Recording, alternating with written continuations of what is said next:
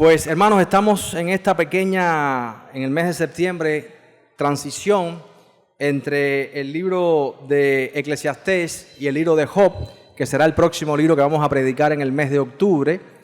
Y quisimos utilizar este mes de septiembre por varias razones. Luego de la Semana de la Juventud, también creemos que hay un mensaje de aliento, de exhortación importante en la carta a los Hebreos.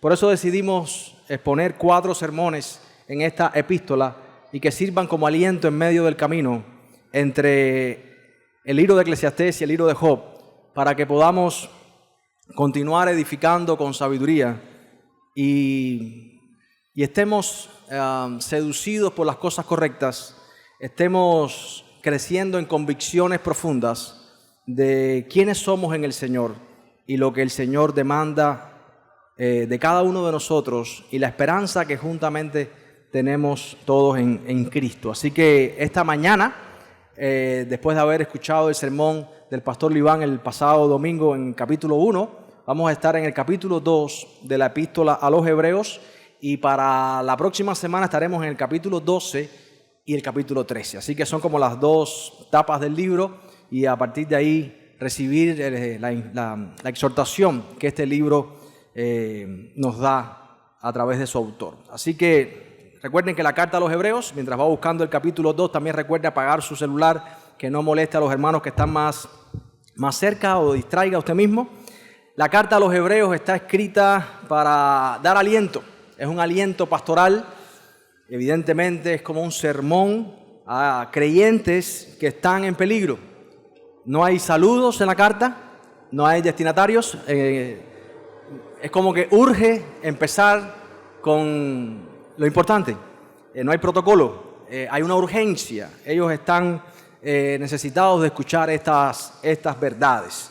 El pastor Liván nos hablaba la semana pasada de cómo al mismo comienzo de la carta Cristo es mostrado y su supremacía mostrada como por encima de todo el Antiguo Testamento, la final, definitiva, mejor revelación.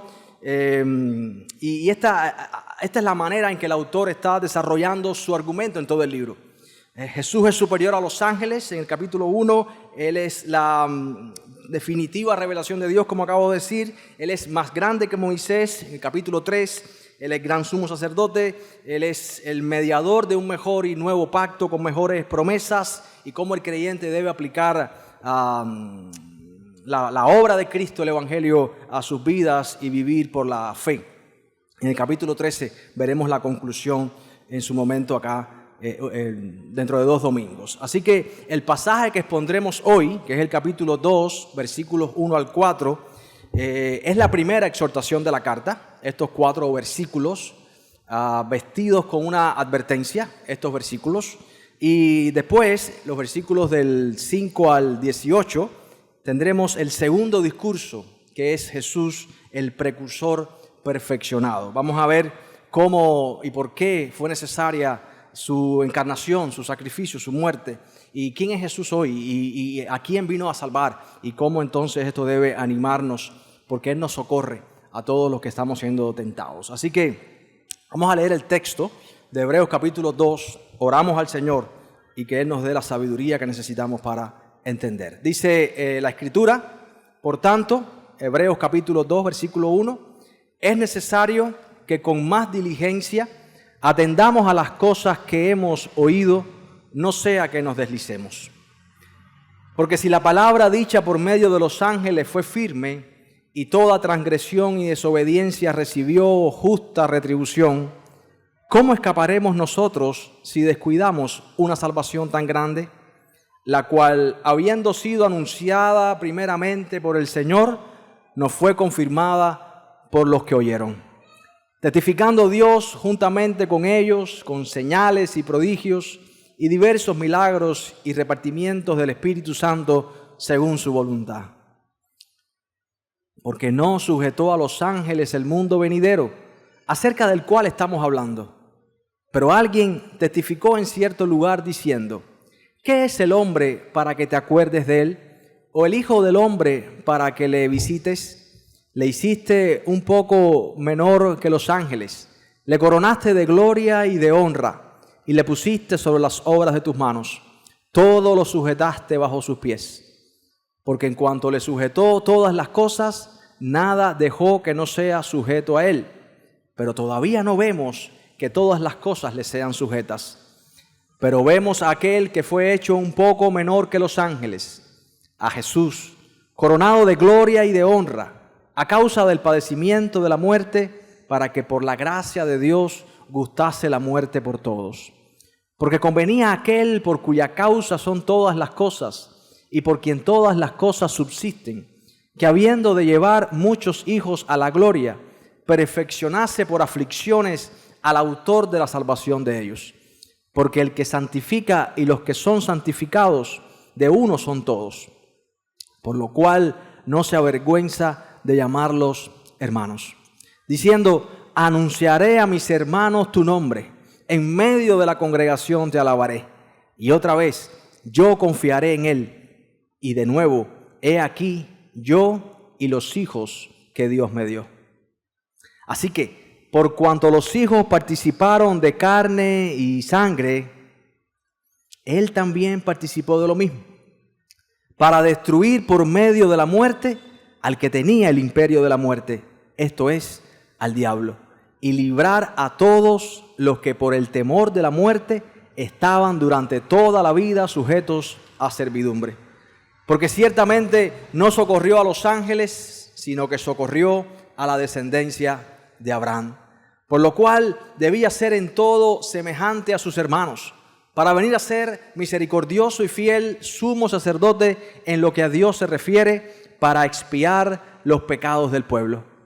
Pues en cuanto él mismo padeció siendo tentado, es poderoso para socorrer a los que son tentados. Padre, necesitamos tu palabra. Necesitamos exponernos más y más a tu palabra. Necesitamos contemplar más y más tu gloria para ser transformados a tu imagen. Padre, permite que hoy podamos conocerte más, verte más. En tu luz veremos la luz y que podamos salir de este lugar con la experiencia de la transformación renovada. Forma en nosotros el carácter de Cristo. Ayúdanos a evaluar qué nos hace estar en esta iglesia local. ¿Cuál es nuestra ancla? ¿Qué nos agarra, Señor, a este puerto seguro, al cielo? En el nombre de Jesús. Amén. Hermanos, en este pasaje, a través de esta exhortación de los primeros 4 versos, creo que hay un argumento muy claro, que es lo que el autor quiere que los que están escuchando se lleven. Necesitamos permanecer atados a Cristo, ya que Él es nuestro único socorro. Necesitamos estar en medio de tiempos huracanados de vientos que soplan, atados a Cristo. Necesitamos permanecer en Él, ya que Él es nuestro único socorro. Él es nuestro amparo y nuestra fortaleza, nuestro pronto auxilio en la tribulación. El único que puede transformar la vanidad de este mundo en eternidad. El único que puede librarnos del poder de la muerte y del pecado. Ayudarnos en esta larga travesía hasta el cielo. Así que el autor, como dije al principio, ve el peligro en lo que está pasando en esta congregación. Algunos simplemente por el desgaste, por el peso, la presión sobre sus hombros, del sufrimiento, el padecimiento, las mismas palabras de sus hermanos de raza que les llaman como cantos de sirena a abandonar el cristianismo que solo les llevará a la persecución y a la muerte y regresar a casa, regresar a su religión natal, a su cultura judía, a abandonar de seguir a ese Jesús que al final del día fue entregado y muerto como un malhechor en una cruz. Así que la fe de estos creyentes está tambaleando. ¿Vale la pena creer en Cristo? ¿Vale la pena sacrificar y perderlo todo por causa de Él? ¿O simplemente podemos negociar Voy de vez en cuando a la iglesia, me aparezco hoy, me desaparezco mañana, siempre que me convenga. Algunos estaban a punto de tirar la toalla del cristianismo, de rendirse de ser cristianos. Entonces, hay una urgencia. Cuando alguien se está ahogando, no sacas cuentas matemáticas a ver cuál es la mejor manera de sacarlo. Simplemente te lanzas y lo sacas como puedas, porque se está ahogando. Así que el autor no saluda, no se presenta, no dice quién le escribe, simplemente comienza con su argumento. En el capítulo 2 está alentando a estos creyentes. Recuerden, hermanos, esta advertencia del capítulo 2, versículo 1 al 4, no es para destruir ni minar la fe y la esperanza de los creyentes. Es para afirmarla, para robustecerla. Y es fuerte lo que dice en el capítulo 2, versículo 1 al 4. Dice, versículo 1, por tanto, si Cristo es la suprema revelación de Dios, la imagen misma de su sustancia, si queremos conocer a Dios y entender a Dios, necesitamos mirar a Cristo. Él es el camino, la verdad y la vida. No hay otra revelación dada a los hombres, no hay otro nombre dado a los hombres en el que podamos ser salvos. Por tanto, es necesario. Por consiguiente, debemos, dice, con más diligencia, prestar atención a las cosas que hemos oído. ¿Qué son las cosas que hemos oído? Dice Pablo a los Efesios, habiendo oído el Evangelio y creído en él. Hermano, las cosas que hemos oído son la proclamación de la victoria del Cordero. El glorioso Evangelio de Jesucristo, que Dios intervino rotunda y definitivamente para cumplir todas las promesas redentoras del Antiguo Testamento, para socorrer, como vamos a ver en un momento, el linaje de Abraham, para que todo aquel que crea en su Hijo no se pierda, mas tenga no una nueva religión, no comida abundante, no prosperidad ahora, sino para que tenga vida eterna, salvación, y sea libre de la ira y del juicio venidero. Las cosas que hemos oído. Y él escribe en esta situación donde hay muchas voces que compiten con los cristianos. Y esto nos deja a nosotros también a la expectativa, porque hoy hay muchas voces que compiten con la voz de Dios en nuestras mentes, en nuestros corazones. Y lo que está diciendo el autor, miren, no pueden ser perezosos en esto. Hay algo que te mantiene unido a Cristo, a su iglesia, a este puerto seguro que es puerta al cielo. Y si tú descuidas lo que hemos oído y paras y frenas de estar contemplando aquello a lo que estás atado y te mantiene unido a esa gloria que ha de manifestarse en el siglo venidero y que se está manifestando hoy en cada uno de nosotros, hay un peligro. Hay un peligro. Si en Cristo escapamos de la ira de Dios, si rechazamos a Jesús, entonces no hay forma de escapar de la ira de Dios por segunda vez. Ahora, hay algo aquí muy importante. Hay un clima de ansiedad e incertidumbre. A veces usamos esa expresión de cómo Dios sacude la mata para que se caiga lo que no está firme. En un tiempo de persecución es un tiempo también de definición. Recuerdo siempre aquella ilustración de los hombres que entran armados a la iglesia encapuchados y dice, todos los que nieguen a Cristo ahora mismo simplemente no los vamos a matar, pero todos los que persistan en creer y seguir adorando en esta iglesia, ahora mismo a todos los vamos a parar al frente y los vamos a matar a todos. Y empiezan a correr muchos de la iglesia, se empiezan a ir muchos. Y cuando pasa todo aquello, aquel hombre empuña a uno de los que se había quedado sentado y le dice, no vas a negar a Cristo, te vas a quedar, te vamos a matar a ti y toda tu familia ahora mismo. Y dice el hombre, pues puede matarme, puede matarnos a todos, porque no negaré nunca el glorioso nombre de mi Señor y Salvador Jesucristo. Finalmente se quitan la máscara a aquellos hombres y dice, pastor, comience el servicio, que ya se quedaron los cristianos de verdad. Hermano, la posibilidad del sufrimiento, la realidad del sufrimiento, las luchas de este mundo, las pruebas, el viento que sopla, cultiva y curte la esperanza y la fe de los verdaderos creyentes, pero desenmascara y neutraliza a los falsos creyentes que estaban por muchas razones equivocadas en la iglesia. Puede alejar el sufrimiento a los creyentes de la confianza y la seguridad en su enfoque correcto, la redención que trae Jesús y la gloria venidera. Así que hay un clima de ansiedad y el peligro es real. La urgencia de este llamado. Y fíjense cómo el autor dice, mira, es necesario que ustedes sean más diligentes en esto. Y usted dice, pastor, ¿qué significa? ¿Tenemos que estar leyendo la Biblia todo el día? No se trata de eso. Mientras más leemos la Biblia, mejor. Lo contrario a diligencia es pereza.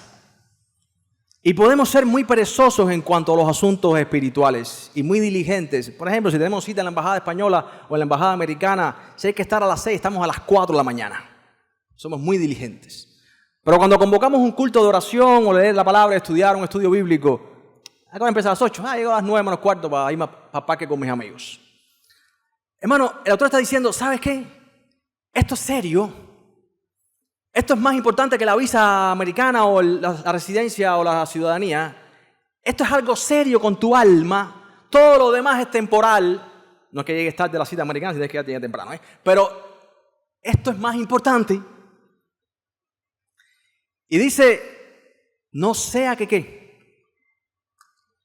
Hermano, y el término que usa el autor de Hebreos aquí es muy interesante. De hecho, lo apunté en un papel porque se me olvida. Es un término de marinería, o la imagen que está dando es una imagen de marinería. La palabra es volardo. Quizás se usa esta palabra como el volardo de amarre que, puesto al borde exterior de los muelles, permite que el barco se mantenga. Imagínate, puede ser un barco pequeño o puede ser un transatlántico. ¿Qué fuerza tiene que haber ahí para que ese barco no se vaya? Lo que está diciendo el autor, ¿sabes qué? Si tú no estás prestando atención, si no estás creciendo en fe, en conocimiento del Señor, que es aquello, esa cruz de Cristo que nos mantiene atados a ese puerto seguro que es la iglesia, corres el peligro de cuando pase el tiempo no puedes sostenerte. Y eso nos hace preguntarnos, ¿qué nos mantiene en esta iglesia local? Los ministerios, los programas, el trabajar aquí, el sentirme bien, el buscarme una esposa. Hay muchas cosas que pueden constituirse en falsos móviles que nos mantienen unidos a este puerto que es la iglesia local, a este muelle de esta iglesia local. El autor está diciendo, lo único que puede mantenerte sostenido es contemplar y crecer en entendimiento de la gloriosa cruz del Señor Jesucristo. No sea que nos deslicemos. Hermano, ¿qué te mantiene aquí esta mañana? ¿Sabes? Cuando se zafa esa soga del muelle, no saltas de 1 a 100 así. Se queda ahí. Se queda ahí. Está flotando ahí. Y poco a poco, con el pasar del tiempo, ese barco se va. Fíjate la imagen que da el autor. No sea que nos deslicemos. Es poco a poco. Es sutil. Si no estamos agarrados en fe a las promesas y a la verdad del Evangelio, si no es Cristo y solo Cristo, y no el viaje a la playa, el programa de jóvenes, el grupo de música, los colores, no sé qué, si no es Cristo y solo Cristo lo que nos está atando a este puerto, poco a poco lo que está pasando con nosotros es que nos estamos deslizando. Y un día te darás cuenta de eso. Un día despertarás de ese sueño y dirás, ¿dónde estoy? No sé si alguna vez los que saben flotar en el agua, sabe que la marea te va llevando y tú estás en ese punto, ves la sombrilla, la gente tuya ahí, la ropa, la chancleta, y estás tirado y se dejas de flotar.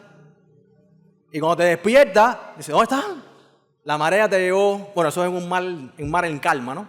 La marea te llevó lejos y tienes que nadar o caminar hacia el punto de referencia. Hermano, esa es la imagen que está dando el autor. ¿Dónde estás tú? Tu punto de referencia. Necesitamos estar atados a eso. Y hay una advertencia. Dice el autor, porque si la palabra dicha por medio de los ángeles, escuchen bien, este es el ancla, este es el volardo, esta es la palabra, esto es lo que nos mantiene atados. Si lo que Dios dijo, si lo que Dios hizo, y lo que Dios hizo por medio de los ángeles en el Antiguo Testamento cuando se le dio la ley a Moisés, si esa palabra dice que no solamente fue una revelación en el monte, no solo fue válida esa revelación en el monte, sino que incluyó castigos justos por la desobediencia. Y dice el autor, porque si la palabra dicha por medio de los ángeles, recuerden la tradición hebrea de que los ángeles fueron los que trajeron la revelación a Moisés, fue firme y toda transgresión y desobediencia recibió, ¿qué cosa? Justa retribución. El autor sencillamente hace esa advertencia. ¿Cómo escaparemos nosotros si descuidamos una salvación tan grande? ¿Cómo escaparemos? Hermanos, cuidado con una horrible caricatura de la seguridad de la salvación por la cual a los bautistas nos acusan y se ríen de nosotros por muchos años. Nosotros no creemos que una vez fuiste salvo, hagas lo que hagas con tu vida, siempre vas a ser salvo. No funciona así. Un creyente verdadero y verdaderamente salvo persevera, aunque tenga crisis como los hebreos, aunque tenga situaciones difíciles, pero un creyente verdadero que tiene una fe salvadora persevera hasta el final, mostrando frutos dignos de arrepentimiento. Y esa es la verdadera certeza de la seguridad de la perseverancia de los santos. ¿Cómo escaparemos nosotros? El mismo Señor Jesucristo ha anunciado esta salvación, dice el autor, habiendo sido anunciada primeramente ¿por quién? Por el Señor. Marcos capítulo 1, el tiempo se ha cumplido, el reino de Dios se ha acercado, arrepentíos y creed en el Evangelio. Nos fue confirmada por los que oyeron, aquellos que reunió el Señor para ser sus discípulos por 3 años y empezaron a predicar desde Jerusalén hasta lo último de la tierra. Testificando Dios juntamente con ellos y que el siglo venidero se había acercado, el reino se había acercado, era obvio en la presencia de señales, prodigios, diversos milagros, repartimientos del Espíritu según su voluntad, como muestras del siglo venidero, del reino de Cristo en este mundo. Es lo que pasa cada día en esta iglesia local cuando se predica la palabra de Dios.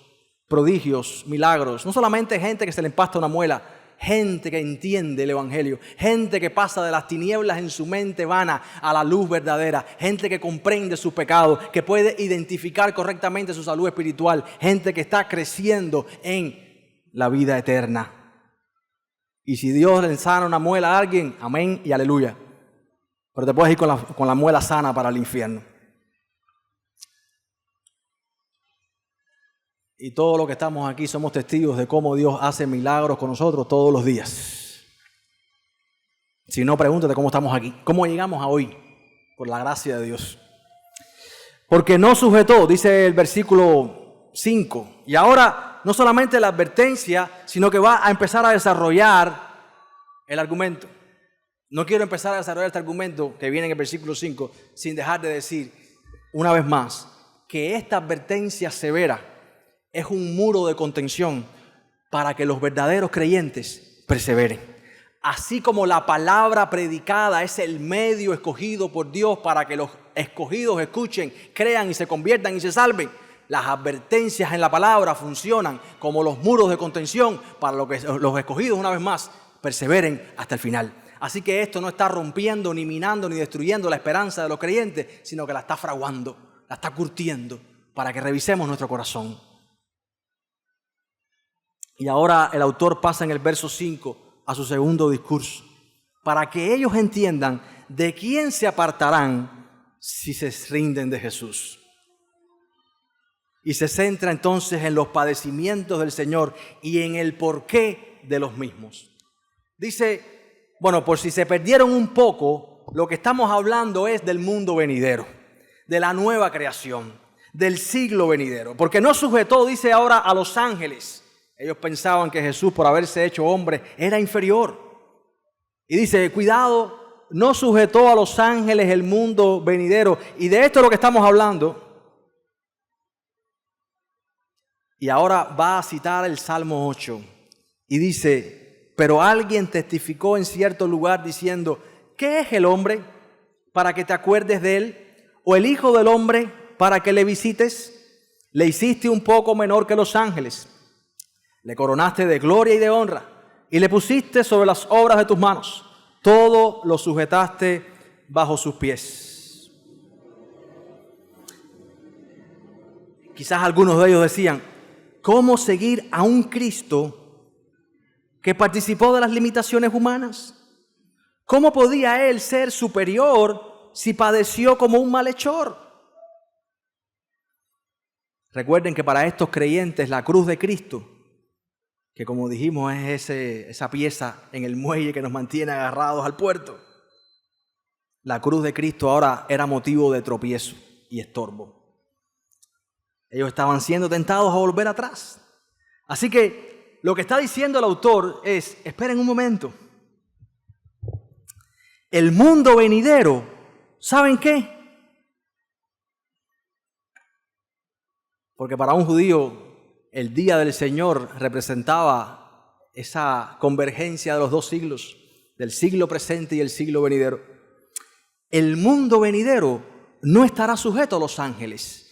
En el plan eterno de Dios, Dios le dio a Adán y a Eva, desde Génesis capítulo 1, sojuzgar toda la creación. Llenad la tierra, multiplicarse. Ellos debían hacer de ese pequeño jardín en el huerto toda la creación, extender ese jardín. Y debían llenar toda esa creación de imágenes de Dios. Entonces, la conclusión aquí del autor es, no fue a los ángeles a los que se sujetó el mundo venidero. Evidentemente hay una referencia aquí a Génesis 1. ¿A quién entonces? Pero antes de llegar a quién, dice el autor en el versículo 8, en la segunda parte del versículo 8, pero todavía no vemos que todas las cosas le sean sujetas. Lo que está diciendo el autor aquí es, ¿sabe? En Génesis capítulo 1, y el Salmo 8 apunta a esto, Dios le dio al hombre esta autoridad de ser este virrey de la creación, de sojuzgar, de gobernar. Dice la palabra en Génesis de enseñorear o enseñorearse sobre toda la tierra. ¿Tú te imaginas de verdad a Adán antes de la caída en Génesis capítulo 3 que le tenía miedo a un mosquito que transmitiera el chucumbumba ese o el dengue? ¿Te imaginas a Adán preocupado por el parte meteorológico a ver por dónde va a pasar el ciclón cuando él era especialista en domador de ciclones? No te lo imaginas, ¿verdad?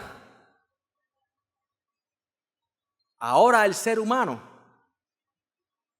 pasa de ser alguien que gobierna y reina a alguien que es un esclavo.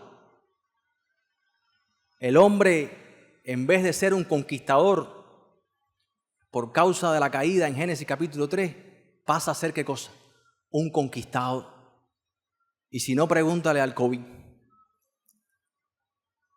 Un virus microscópico nos puede poner a temblar a todos.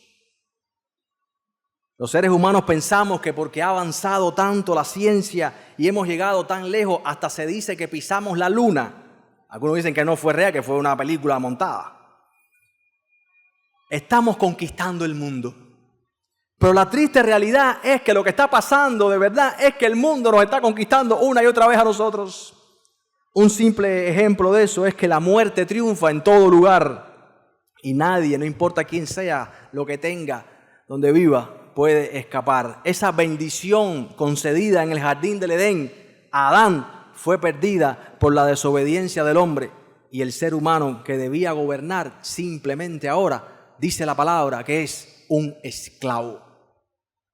No solamente esclavo de su circunstancia, de su realidad, sino esclavo de su propio pecado y esclavo de la muerte. Así que hay un gran contraste entre la opinión humana y la autopercepción humana de lo que somos y la opinión de Dios. Los judíos de la época de Jesús también tenían una autopercepción equivocada y le dice, ¿qué te pasa? Nosotros somos hijos de Abraham, nunca hemos sido esclavos de nadie. Y Jesús le dice, si el Hijo del Hombre no les libertare, ustedes son simplemente esclavos del pecado. Y todo lo que podemos mirar adentro del corazón ahora mismo, sabemos cuánto combatimos con el orgullo, cuánto combatimos con la lujuria, cuántos combatimos con la gula, con la codicia, con la incredulidad, con la idolatría, cuánto combatimos en nuestro corazón una y otra vez con fuerzas que nos controlan, que no podemos nosotros, en nuestra fuerza, no podemos dominar. ¿Dónde está la respuesta del Salmo 8? ¿Qué pasó Génesis 1 y 2? Dice el autor en el versículo 9, ahí está la respuesta. ¿Saben qué? Pero ahora, en el versículo 9 el autor dice, pero vemos a aquel, ¿quién es aquel?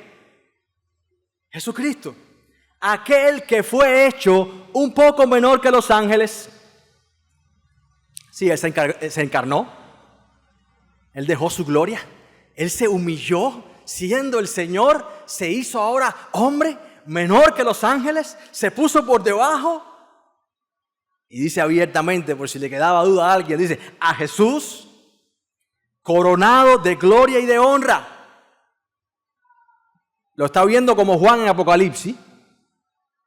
En aquella visión del cielo, el rey gobernando, lleno de gloria y de honra. Pero dice, a causa del padecimiento de la muerte, para que por la gracia de Dios gustase la muerte por todos. Hermano, este versículo 9 es la respuesta. Hay alguien que sí está reinando sobre toda la creación. Cuando Jesús llega a este mundo, dice, el reino de los cielos se ha acercado. El paralítico le dice, tus pecados te son perdonados, levántate y anda. A la tempestad le dice el viento, calma, enmudece. Al endemoniado gadareno le liberta del poder de las fuerzas espirituales. Resucita a la hija de Jairo de entre los muertos. Sana a la mujer del flujo de sangre. La muerte no lo puede retener. Él es el verdadero Adán, el que camina por las aguas de su creación. Nada ni nadie lo puede retener. Él es el verdadero hombre de Génesis capítulo 1, del cual Adán era solamente una sombra pálida. Este es el plan eterno de Dios. Dios tenía mucho más en mente en Génesis 1 que esta creación y el ser humano. Dios tenía en mente algo más grande. Tenía en mente a su Hijo, que iba a encarnarse en el centro de la historia, que iba a reunir a una raza humana redimida, iba a establecer cielos nuevos y tierra nueva, un nuevo Génesis, para que todo ese pueblo reinara y viviera con Él. Y dice, ahí vemos a aquel al que le ha sido sujeta todas las cosas. Esa es la respuesta. Este que fue hecho poco menor que los ángeles, pero que ha sido coronado y exaltado, ¿hasta dónde? Hasta lo sumo. ¿Recuerdas a Pedro cuando dice, el que se humilla será exaltado? Hermano, no nos perdamos aquí. ¿Qué es lo que está ocurriendo? El autor está tomando las palabras del Salmo 8, no para cumplirse en el ser humano, sino para aplicarse ahora a este ser humano encarnado que es Jesús. O sea, el autor de Hebreos está claramente diciendo que el Salmo 8 tiene un cumplimiento perfecto en Cristo. Y esto pasa con toda la Escritura. Necesitamos entender el Antiguo Testamento para que podamos entender entonces quién es Jesucristo. ¿A qué vino Jesucristo? ¿Qué promesas son las que Él cumple? Ahora tiene sentido. Por eso los discípulos en el camino a Emaús, en Lucas 24, cuando escucharon estas cosas, que el Señor abrió las Escrituras y dice que abrió los Salmos como el primer libro de los escritos, dice que su corazón se encendía y se dijeron uno al otro, ¿Te acuerdas? Cómo nos abría las Escrituras y nos hablaba en el camino y nuestro corazón se prendía con un fuego que nadie podía apagar. Entendemos entonces la Biblia. Hermanos, para eso venimos cada domingo. Para eso necesitamos abrir las Escrituras, para comprender el plan redentor de Dios y para que nuestros corazones se enciendan con la verdad del Evangelio. Y es el deber de cada pastor, como hace el pastor que escribe la carta a los Hebreos, ser un instrumento en las manos de Dios para que el pueblo de Dios entienda sus Biblias y sus corazones se enciendan. ¿Cómo Cristo o qué hizo Cristo para recuperar lo que el hombre perdió? Recuerden el versículo 9, una vez más, dice, a causa del padecimiento de la muerte. A causa del padecimiento. Dice que a causa del padecimiento y la muerte, Cristo hizo lo que para Adán era imposible. Cristo recuperó lo que Adán perdió en el huerto. A diferencia de Adán, Cristo vivió una vida perfecta de obediencia al Padre. ¿Recuerdas después de ser bautizado en el Jordán? Fue tentado por Satanás, ¿dónde? En el desierto. Y una y otra vez a las ofertas de Satanás, como fue en el jardín, come de este árbol, las mentiras, apuntando al ego, al corazón humano, ¿por qué tienes que seguir siendo imagen de Dios si puedes ser autónomo, si puedes reflejarte y glorificarte y reinar? Puedes ser tú mismo Dios, establecer las leyes. Tú fuiste creado para gobernar. Salte del poder de Dios, salte de la voz de Dios y sé tu propia voz. Suena bonito, ¿verdad? Lo hemos escuchado, ¿no? Sigue la voz de tu corazón. No dejes que nadie te detenga. En las películas siempre las autoridades son malas, los policías son bobos, llegan al final de la película, los padres detienen los sueños de los hijos. Salte de todo eso. Esa es la voz del diablo. Esa es la voz del diablo. A diferencia de Adán, Jesús no olvidó la voz de su Padre. Jesús dijo una y otra vez, escrito está. No solo de pan vive el hombre, sino de toda palabra que sale de la boca de Dios. La vida de Jesús estaba aguantada, sostenida en la voluntad del Padre. Ese es el puerto seguro. Adán perdió el dominio por su desobediencia. Cristo restaura todas las cosas por medio de su obediencia perfecta. Y todo esto, hermanos, para salvarnos a nosotros. En el mismo libro de Hebreos dice, como está escrito de mí, en el rollo del libro, vengo, oh Dios, a hacer tu voluntad.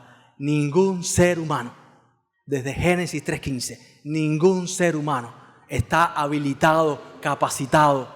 Por causa del pecado estamos enfermos. Ningún ser humano puede cumplir perfectamente la voluntad del Padre. Ninguno. Nadie puede. El que lo diga ahora mismo es mejor que se meta debajo de una silla. Nadie puede amar al Señor con toda su fuerza, con toda su mente, con todo su corazón, todo el tiempo. Nadie. Solamente Cristo vino a este mundo y amó al Padre con toda su mente, su corazón, su fuerza. Hizo su voluntad y murió en una cruz, no por sus pecados, como no fue bautizado tampoco por Juan el Bautista en el Jordán por sus pecados. Fue a la cruz por nuestros pecados. Al que no cometió pecado, al justo, por nosotros el Padre lo hizo pecado. Hermanos, Él murió en esa cruz, la muerte que nos correspondía a ti y a mí. Ahora Él es nuestra definitiva cabeza federal. Por eso, donde Adán desobedeció, Cristo obedeció. Todo aquel que cree en Cristo pasa a ser automáticamente, a ponerse bajo la autoridad federal de la cabeza del Hijo de Dios, el verdadero y postrer Adán. Por eso el autor de Hebreos está diciendo, ¿a dónde se van a refugiar? ¿Dónde se van a meter? ¿Bajo qué autoridad se van a poner si todo este mundo está corrompido? Por causa del pecado, la ley ni siquiera puede salvarle, solamente es una linterna que les expone su pecado y su condición. Solamente Cristo puede sacarlos de esa condición. ¿Dónde se van a meter? Si solamente Cristo es nuestro amparo, nuestro refugio, nuestra fortaleza. Y esto lo da el hecho de que Él se haya hecho hombre a causa de su padecimiento. Versículo 10. Porque convenía a aquel. Y esta palabra es fuerte. Convenía a aquel por cuya causa son todas las cosas y por quien todas las cosas subsisten, que habiendo de llevar muchos hijos a la gloria, perfeccionase por aflicciones al autor de la salvación de ellos. ¿A cuántos les gusta sufrir? Es una pregunta retórica, ¿no? ¿A cuántos les gusta que se le vaya la corriente? ¿A cuántos les gusta que pasen cosas malas? Creemos que el sufrimiento es algo que no debe llegar, y si llega, debe irse lo más rápido posible, y le decimos al Señor, quítame este aguijón ya. Como Pablo, cuando escribe la carta a los Corintios. Pero sin embargo, en la carta a los Filipenses, cuando han pasado muchos años ya, Pablo dice, sé contentarme con el aguijón. Cualquiera sea mi situación, en la escasez o en la abundancia. Por todo y para todo he sido enseñado. Para pasar hambre, para estar saciado, para estar vestido o tener desnudez. Todo lo puedo en Cristo, que me fortalece con el aguijón. Hermanos, dice aquí que convenía el sufrimiento. Y déjame decirte, el pastor Liván ha estado trabajando con los jóvenes eso hace 2 sábados. ¿Cómo nos conviene el sufrimiento? Porque nos enseña que nuestro reino no es de este mundo. Las circunstancias presentes nos enseñan como grandes maestros todo el tiempo que nosotros no fuimos creados simplemente para este mundo y que lo que vemos con nuestros ojos no es todo lo que hay. Y dice la palabra que a los que aman a Dios todas las cosas obran para bien conforme al propósito de aquel que nos ha llamado, porque ese que desde antes nos conoció nos está perfeccionando. Y todo esto termina en que tendremos cuerpos glorificados, y eso significa que tendremos un cuerpo semejante a la gloria suya, a la imagen del Cordero. Así que no es que nos guste sufrir masoquistamente, pero recuerda que en medio del sufrimiento, el Dios soberano está usando eso para formarte a ti con cincel y martillo a la imagen de su Hijo. Así que es necesario este Cristo en quien hemos creído, que es grande y glorioso, fue necesario porque Dios es justo. Alguien tenía que pagar la cuenta de nuestros pecados. Así que convenía, dice el autor, convenía a aquel por cuya causa son todas las cosas y por quien todas las cosas subsisten, para llevar a muchos hijos a la gloria, se perfeccionó por aflicciones. El mismo Cristo que es el autor de la salvación de ellos. Dios nos mandó un ángel desde la eternidad, en esa conversación que tú, ni yo, ni nadie estuvo de la Trinidad. Lo que se escogió desde antes de que el mundo fuera, no es que viniera un ángel, es que el mismísimo Hijo de Dios, heme aquí, soltando la voz de Isaías, mírame a mí, envíame a mí. No sabemos cuál es más grande, el amor del Padre, el amor del Hijo o el amor del Espíritu. El gran Dios que nos amó y entregó a su Hijo, el Padre, por nosotros. Y ahora entonces, fíjense lo que dice el autor. En el versículo 12, ahora, esas son las conexiones que hace Hebreos que yo, ni nadie creo, nunca haría. De pronto se le ocurre el Salmo 22, le viene a la mente, el Espíritu Santo se lo inyecta ahí, no sé cómo fue. Y cita el Salmo 22 y con Isaías capítulo 8, y no te olvides el Salmo 8 arriba, y conecta todo eso para darnos la imagen completa. Y dice el Salmo 22, cita este fragmento, anunciaré a mis hermanos tu nombre. El Hijo está contento. Dice, trayendo muchos hijos a la gloria. Ahora anunciaré a mis hermanos tu nombre. En medio de la congregación te alabaré. Y otra vez yo confiaré en Él. Y voy a dejar el otro verso ahí de reserva. Hermanos, en estos versículos vemos cómo ahora se resalta la identificación que Cristo hace con nosotros. Ya hablé de su bautismo, hablé de cómo se identifica. Recuerdo ahora, me viene a la mente cómo toca al leproso. Él pudo haberle dicho desde distancia, sé sano. Su voz es poderosa, desde su trono en el cielo creó todas las cosas. Él pudo haberle dicho incluso de otra manera, Pero Él vino a este mundo, se identificó, se hizo hombre, y al leproso aquel no le dijo desde lejos, sino que fue y lo tocó. A Juan el Bautista a Juan el apóstol que cayó como muerto allá en Apocalipsis, viene y lo toca y le dice, no temas. Y le dice al leproso, sé sano. Hermanos, el Señor Jesucristo se identifica con nosotros. Él está ahora aquí en este lugar, se mueve entre los asientos de esta iglesia. Él está identificado plenamente contigo, en tu casa, en tu familia, en tu problema, en tus luchas. Él te toca y te dice, no temas. Y lo que me llama la atención es que Él dice que se identifica con nosotros, y al citar el Salmo 22 dice que nos llama como mis hermanos, mi familia. Dios está comprometido con nosotros como una familia. Nosotros, por causa del pecado, destruimos matrimonios de la nada. Pero sin embargo, aún pecadores, nunca nos divorciamos de nuestros hijos. Y lo que está diciendo aquí el autor, ¿saben qué? El Señor está comprometido con nosotros como con su familia. ¿Te ves así tú? ¿Que eres familia de Cristo, su hermano? Qué tremendo y qué humillante también. Porque muchos de estos cristianos estaban sintiendo vergüenza de decirse cristianos y de identificarse con Cristo. Y Él no se avergüenza de llamarlos hermanos. Siendo pecadores, los ángeles dicen, ¿cómo es posible que tú mueras por ese adúltero que merece el infierno? ¿Cómo es posible que tú mueras por ese codicioso o por ese orgulloso que rehusó y blasfemó tu nombre? Sin embargo, ahora Él, en su gran misericordia, no solo muere por nosotros, que podía morir por nosotros y mantenernos en una isla ahí, que sigan viviendo ahí. No, es que Él se identifica con nosotros.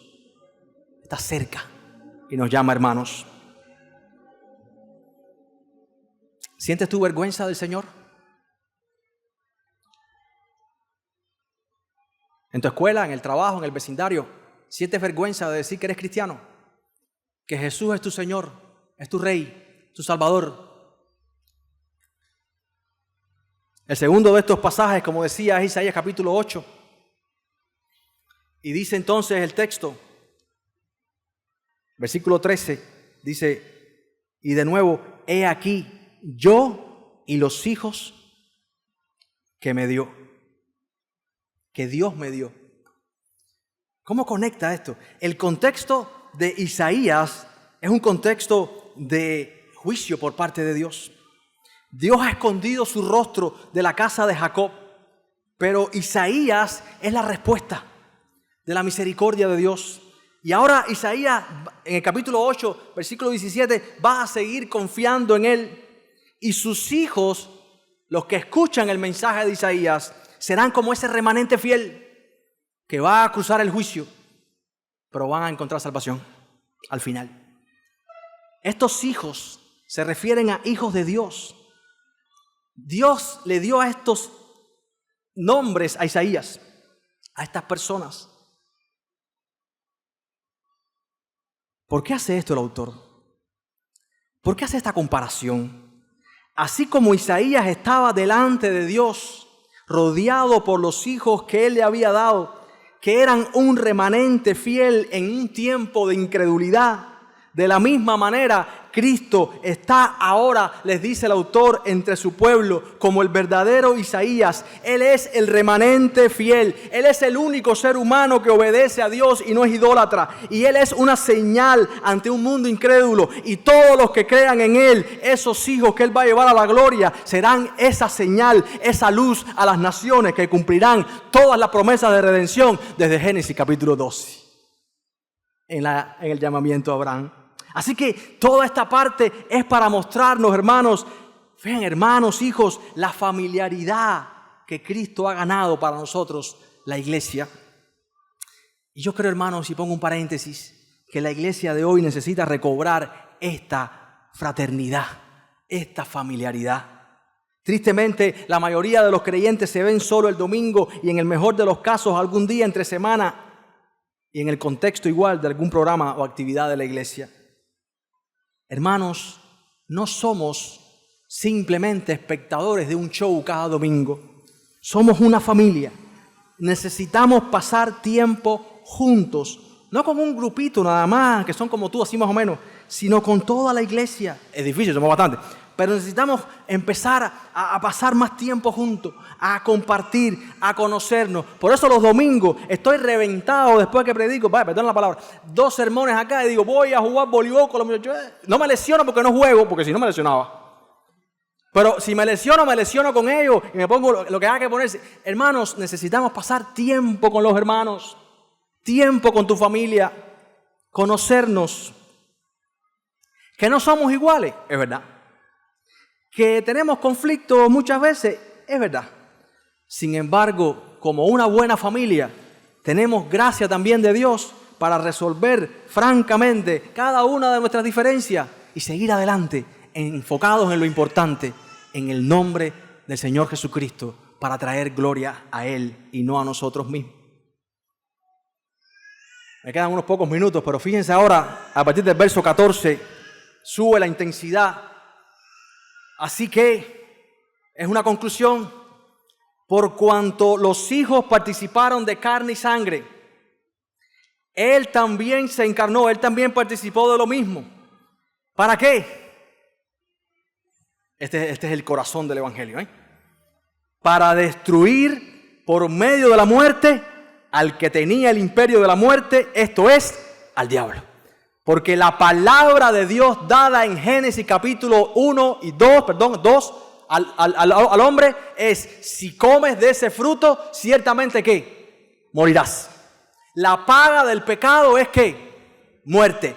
Y Dios no pasa por alto el pecado. Así que en el plan eterno de Dios, el Hijo de Dios tiene que encarnarse, tomar forma de siervo y tiene que morir por su pueblo. Por eso conviene, dice el autor, es necesario, el Señor mismo dice a los discípulos, es necesario que el Hijo del Hombre muera. Ahora, con su muerte por causa del pecado, con esa ofrenda que Él entrega al Padre, con ese sacrificio perfecto, está cumpliendo la perfecta justicia de Dios. Y al mismo tiempo, dice el autor, que en este momento Él está, a través de su muerte, venciendo ¿qué? Al que tenía el imperio de la muerte, esto es, al diablo. Hermanos, en su estado natural, escucha bien, el hombre vive en esta esclavitud, haciendo la voluntad del pecado, del diablo, quien es llamado homicida desde el principio. Su deleite es que los hombres no solamente mueran físicamente, sino que experimenten la muerte espiritual, alejados de Dios por los siglos de los siglos, y que se incremente cada vez más el conflicto, la desunidad, la destrucción, todo lo que sea posible destruir. La Biblia enseña que al final del día Él será lanzado al lago de fuego, pero también enseña que no se irá solo. Pero Cristo ahora dice que viene y por medio de su muerte, la palabra aquí es anuló al diablo. O sea que ya la muerte, y escucha bien, y el respectivo temor a la muerte no tienen poder alguno sobre el creyente, porque ya ahora el pecado no se enseñorea de nosotros. Aunque aún estamos combatiendo con el pecado no se enseñorea de nosotros, porque el Hijo de Dios nos hace verdaderamente libres. Así que, hermanos, yo no sé si aún tú tienes miedo a morir, pero aquellos que hemos creído, hemos pasado de muerte a vida, dice Juan 5:24, y podemos decir como Pablo: ¿dónde está, oh muerte, tu aguijón? ¿Dónde está, oh sepulcro, tu victoria? Como en el libro del profeta Oseas, dice el Señor: oh muerte, yo seré tu muerte, oh sepulcro, yo seré tu sepulcro. Vencida es la muerte en victoria. Versículo 15, y librar a todos. Escucha bien, esto es lo que hace el Evangelio. Lo que el diablo hace es imitar a esto y formar monigotes que están funcionando para sus propósitos. Lo que hace el Evangelio es traer verdadera libertad al ser humano, verdadera libertad del poder del pecado. Y dice librar a todos los que por el temor de la muerte estaban durante toda la vida sujetos ¿a qué? A servidumbre. Prometiéndole el diablo falsas esperanzas de vida, falsas esperanzas como drogas de felicidad, falsas esperanzas en la tecnología, en la salud, en la ciencia, en el placer, en el conocimiento.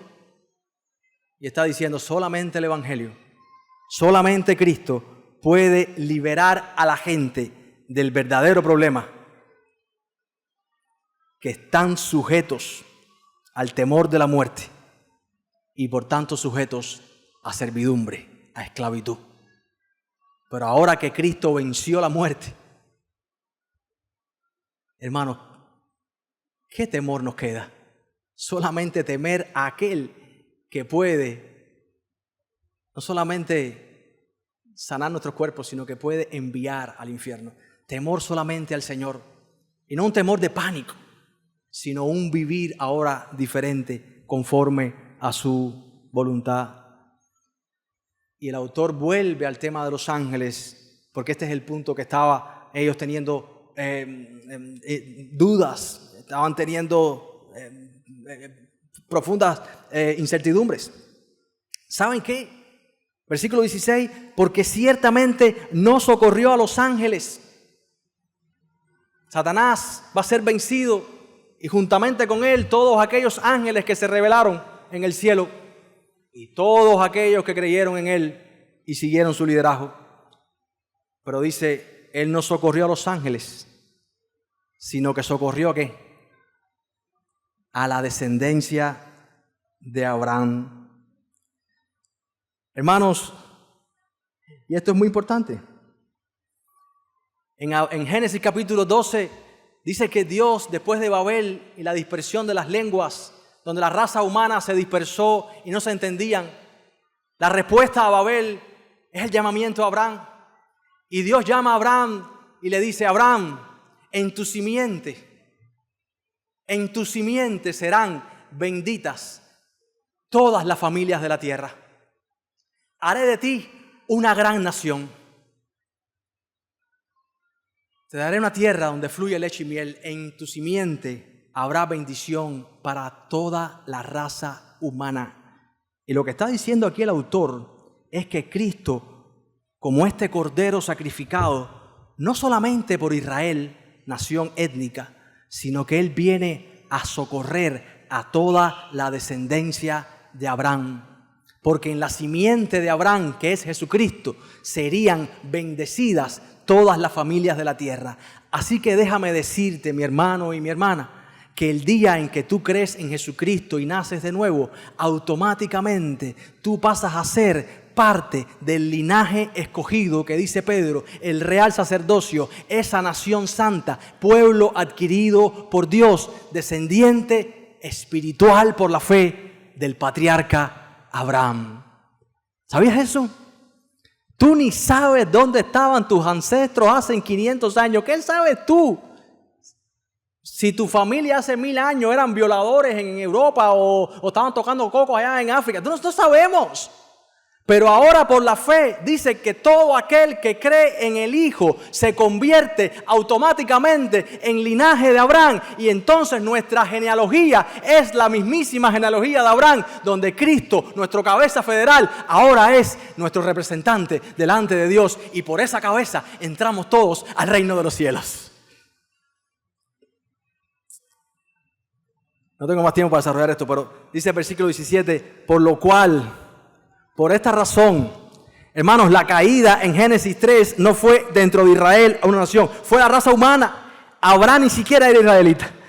Por lo cual debía ser en todo semejante a sus hermanos, para venir a ser misericordioso y fiel, sumo sacerdote en lo que a Dios se refiere. Un poquito más adelante desarrolla este tema del sumo sacerdote más alto que Aarón, para expiar los pecados del pueblo. Hermanos, el Señor Jesucristo en su sangre preciosa lava todos y cada uno de nuestros pecados pasados, presentes y futuros. Esto no es una licencia para seguir pecando. Esto es una afirmación al corazón de que en Cristo somos libres, de que el pecado no se enseñorea de nosotros. Pero aún si hemos pecado, aún si sentimos debilidad nosotros, vengamos a este fiel sumo sacerdote, porque Él tiene poder para expiar nuestros pecados en ese sacrificio que hizo en la sangre preciosa que se derramó en el Calvario.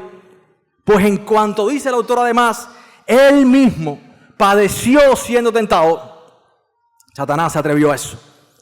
Y Él aprendió, incluso como hombre, la tentación. Y fue una y otra vez obediente al Padre.